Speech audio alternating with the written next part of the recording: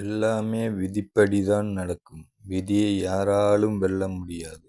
விதியை வென்றதாகச் சரித்திரமும் கிடையாது.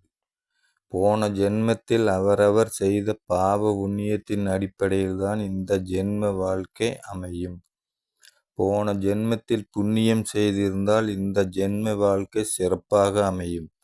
பாவம் செய்திருந்தால் அதற்கேற்ப பலன் அமையும். இந்த ஜென்மத்தில் ஏகப்பட்ட கெடுதல் செய்திருப்பார். அவர் வாழ்க்கை சிறப்பாக அமைந்திருக்கும்.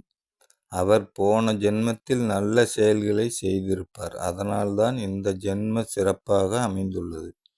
போன ஜென்மத்தில் பாவ செயல்கள் செய்துவிட்டு இந்த ஜென்மத்தில் போகாத கோயில் இல்லை, வேண்டாத தெய்வமில்லை, இருந்தும் நல்வாழ்க்கை அமையவில்லை.